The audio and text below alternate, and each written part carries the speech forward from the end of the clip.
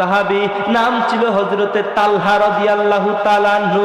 উহুদের ময়দানে যখন আমার মায়ার নবীজিকে তায়েফবাসীরা যখন উহুদের জমিনে কাফিররা যখন পাথর মারে, তীর মারে, মায়ার নবীজির মাথা মুবারক ফেটে রক্ত বের হয়। হযরতে তালহা রাদিয়াল্লাহু তাআলা আনহু আসলেন, এসে বলে, নবী গো, নবী গো, নবী গো, আমি তালহা বেঁচে থাকতে আপনার গায়ে আঘাত লাগতে দিব না। তালহা কই, নবী, ও মায়ের নবী, আমি তালহা বেঁচে থাকতে আপনি নবীর বদন মুবারকে আঘাত লাগবে, আমি তালহা বেঁচে থাকতে এটা হতে দিব না। মায়ের নবীজি সাল্লাল্লাহু আলাইহি সাল্লামের চেহারা মুবারকে, শরীর মুবারকে হযরতে তালহা এসে জড়িয়ে ধরলেন। নবী গো, নবী, ও মায়ার নবীজি, আপনাকে আমি জড়িয়ে ধরেছি নবী, আমি তালহা বেঁচে থাকতে কাফেরদের হাত থেকে আসা পাথর আপনি নবীজির গায়ে আমি লাগতে দিব না। হযরতে তালহা রাদিয়াল্লাহু তাআলা আনহু যখন এইভাবে আমার নবীজিকে ধরলেন, আমার নবী বলেন, তালহা, ও তালহা রে, আমারে তুমি ছেড়ে দাও, ছেড়ে দাও রে তালহা। তালহা রাদিয়াল্লাহু তাআলা আনহুকে নবী বলেন, ছেড়ে দাও। তালহা বলে, নবীজি ছাড়বো কেন? কয়, তালহা রে, যদি তুমি আমাকে এইভাবে জড়ায় ধরো, কাফেরেরা তোমাকে তীর মারবে, আঘাত মারবে, আঘাত করবে।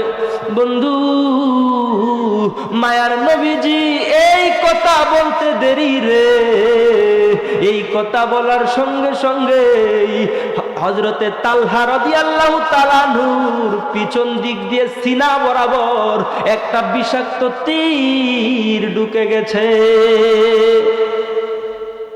হযরতে তালহা রাদিয়াল্লাহু তাআলা আনহু বলেন, নবীজি, ও মায়ের নবী, আপনার কথা ঠিক হয়ে গেছে। নবী আমার সাল্লাল্লাহু আলাইহি সাল্লাম বলে, তালহা তুমি এবার ছেড়ে দাও। তালহা রাদিয়াল্লাহু তাআলা, নবী ছাড়বো না, ছাড়বো না। কই, কেন?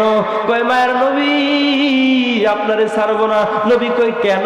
তালহা কই, নবী গো, নবী গো, যেই নবী আমার ঈমান, যেই নবীজি আমার জানের জান, যেই নবীজি সাকারাতের মাউতের, সাকারাতের, যেই নবীজি মৃত্যুর সময় সামনে থাকলে সাকারাতের যন্ত্রণা হয় না, নবী গো, আপনি নবী আমার বুকের মধ্যে, আপনি নবী থাকলে আমি তালহার মরণের যন্ত্রণা হবে না।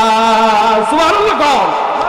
তালহা কই, নবী গো, নবী গো, সিনা বরাবর বিষের তীর ঢুকছে নবী, ওয়াল্লাহি তাল্লাহি বিল্লাহ, আল্লাহর কসম গো নবী, ওয়াল্লাহি তাল্লাহি বিল্লাহ, আল্লাহর কসম করে বলি, আপনি নবীর বুকে জড়ায় ধরার কারণে আমি তালহার মরণের যন্ত্রণা হবে না।